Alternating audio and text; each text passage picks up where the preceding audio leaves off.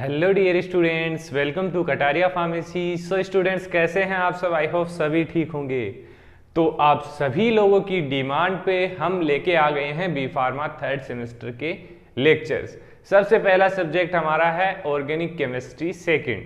तो इसका जो इंट्रोडक्शन पार्ट था जो हमारा बी फार्मा थर्ड सेमेस्टर का, वो पहले ही मैंने अपलोड कर दिया है। आज के इस लेक्चर में हम स्टार्ट करेंगे फार्मास्यूटिकल ऑर्गेनिक केमिस्ट्री सेकंड, जो बी फार्मा थर्ड सेमेस्टर का सबसे फर्स्ट सब्जेक्ट दे रखा है। इसको हम अच्छे से स्टडी करेंगे। थोड़ा कुछ बच्चों को ऑर्गेनिक केमिस्ट्री समझ आता है, कुछ को नहीं आता है, लेकिन सभी स्टूडेंट्स को साथ लेके चलना है हमें। सभी को समझ में आना चाहिए, सभी को अच्छे मार्क्स मिलने चाहिए। तो आप लोग बस सपोर्ट करो, ज़्यादा से ज़्यादा वीडियो को शेयर करो। अगर चैनल को सब्सक्राइब नहीं किया तो सब्सक्राइब कर लो। जल्द ही इस सब्जेक्ट को कंप्लीट करेंगे और सेमेस्टर को भी। तो स्टार्ट करेंगे। बेंजीन एंड इट्स डेरिवेटिव, ये हमारा यूनिट फर्स्ट है। इसमें टॉपिक क्या दे रखा है? Benzene and it's derivative. अब आगे स्टडी करने से पहले हमें पहले ये तो पता होना चाहिए कि एक बेंजीन क्या होता है और उसके डेरिवेटिव कौन कौन से होते हैं। तो उनके बारे में हम आज के इस लेक्चर में जानने वाले हैं। देन आगे जो टॉपिक्स आएंगे उनके बारे में हम स्टडी करेंगे। तो अगर आप नोट्स परचेज करना चाहते हैं तो वीडियो के डिस्क्रिप्शन में जाइए, टेलीग्राम ग्रुप का लिंक मिलेगा आपको, टेलीग्राम ज्वाइन कीजिए, वहां जाके नोट्स परचेज कर सकते हैं अफोर्डेबल प्राइस में। और आप डायरेक्ट टेलीग्राम ग्रुप भी ज्वाइन कर सकते हैं। जाइए टेलीग्राम पे और कटारिया फार्मेसी डालिए, आपको टेलीग्राम ग्रुप हमारा मिल जाएगा। तो स्टार्ट करते हैं बेंजीन एंड इट्स डेरिवेटिव। ये हमारा फर्स्ट लेक्चर होगा। बेंजीन सभी जानते हैं 6 कार्बन एक साइक्लिक रिंग होती है जिसको हम बेंजीन बोलते हैं। बेंजीन स्ट्रक्चर आते ही सभी के दिमाग में आ जाता है कि ये एक बेंजीन रिंग है। अब इसको अलग अलग टाइप से ड्रॉ करते हैं। बॉन्ड शो कर रहे हैं इसके अंदर बिना बॉन्ड शो किए हम दिखा रहे हैं, और इसके अंदर हाइड्रोजन एटम भी हम शो कर रहे हैं। तो कोई सी भी स्ट्रक्चर मान लीजिए यह बेंजीन ही होगा। तो स्ट्रक्चर से कंफ्यूज होने की बिल्कुल भी जरूरत नहीं है। बस इसमें जैसे जैसे कंपाउंड ऐड होंगे, अदर सब्स्टिट्यूट्स ऐड होंगे, उसके अकॉर्डिंग इसका नाम चेंज होता जाएगा। तो benzene is a organic chemical compound with the molecular formula. एक ऑर्गेनिक मोलिकुलर कंपाउंड है जिसका फॉर्मूला होता है C6H6। इसका मतलब क्या है? 6 कार्बन होंगे और 6 हाइड्रोजन होंगे और एक दूसरे से साइक्लिक रिंग में अटैच होंगे। क्योंकि साइक्लिक रिंग में अटैच हैं, इसीलिए हाइड्रोजन एटम की जो संख्या है वो सेम है। तो ये the benzene molecule is compose of 6 carbon atom. 6 carbon atom joining in a planar ring. किसमें ज्वाइन होते हैं? Planar ring with 1 hydrogen atom attach to each. 6 कार्बन होंगे, रिंग में अटैच होंगे और ईच कार्बन से 1 हाइड्रोजन अटैच होगा। यह है हमारी benzene ring. Because it contain only carbon and hydrogen atom. क्योंकि जो बेंजीन होता है, जो एक सिंपल बेंजीन होगा, उसके अंदर सिर्फ कार्बन एंड हाइड्रोजन ही प्रेजेंट होगा।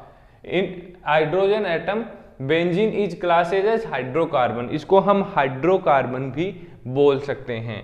ये कुछ स्ट्रक्चर्स मैंने बताई आपको, सिंपल स्ट्रक्चर्स हैं किसकी? बेंजीन की। तो ये जनरल इंट्रोडक्शन था बेंजीन का कि बेंजीन होता क्या है, बेंजीन का फॉर्मूला क्या है, कितने टाइप से हम बेंजीन रिंग को लिख सकते हैं। बात कर लेते हैं इसके नॉमेनक्लेचर की, कि इसका नाम, हम इसको नेम कैसे देंगे।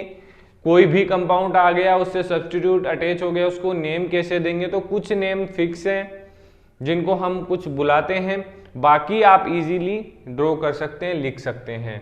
तो सबसे पहले देखिए naming of mono substituted benzene. Mono substituted benzene के मतलब एक ही सब्स्टिट्यूट बेंजीन रिंग से अटैच होगा।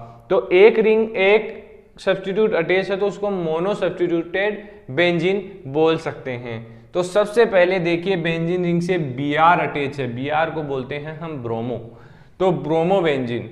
सेकंड है मिथाइल इथाइल। तो 2 कार्बन अटैच है, मतलब इथाइल ग्रुप अटैच है, तो इसको हम बोलेंगे इथाइल बेंजीन। एक का CH3 ग्रुप अटैच है, तो ये है हमारा मिथाइल, तो इसको बोल देंगे मिथाइल बेंजीन। अब जो हमारा मिथाइल बेंजीन है उसको टोलुइन भी बोलते हैं, टोलुइन। अगर आपको टोलुइन की स्ट्रक्चर पूछी जाए तो यही स्ट्रक्चर होगी टोलुइन, मिथाइल बेंजीन। अब OH ग्रुप अटैच है, तो इसको हम बोल सकते हैं हाइड्रोक्सी बेंजीन, या फिर इसको हम फिनोल भी बोलेंगे। ये जो स्ट्रक्चर है ये फिनोल की स्ट्रक्चर है। थर्ड लास्ट है हमारा NH2 अटैच है, तो ये है एमिनो बेंजीन, क्योंकि एमिन ग्रुप इससे अटैच है, इसको हम एनिलीन भी बोलते हैं। तो ये जो नोमेनक्लेचर है ये स्ट्रक्चर में इसीलिए आपको दिखा रहा हूं, जिससे आगे अगर इस यूनिट में ये स्ट्रक्चर्स आएंगी तो आपको समझने में दिक्कत नहीं आए कि ये कौन सी स्ट्रक्चर है, ये कौन सी, इसका क्या नेम होगा, ये आपको कंफ्यूजन यही दूर हो जाएगा। तो ये हो गया मोनो सब्स्टिट्यूटेड। अब देख लेते हैं डाई सब्स्टिट्यूट।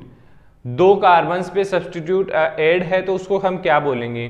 तो इसमें कार्बन 1 2 पे अटैच है, तो 1 पे और 2 पे, मतलब ऑर्थो डाई मिथाइल। अब इसमें देखिए कि इसमें जो सेकंड कार्बन होता है, थर्ड कार्बन होता है और फोर्थ कार्बन होता है, तो इसमें जो सेकंड कार्बन होता है उसको हम बोलते हैं ऑर्थो, और दो थर्ड कार्बन होता है उसको बोलते हैं मेटा, और लास्ट जो फोर्थ कार्बन होता है उसको हम बोलते हैं पेरा।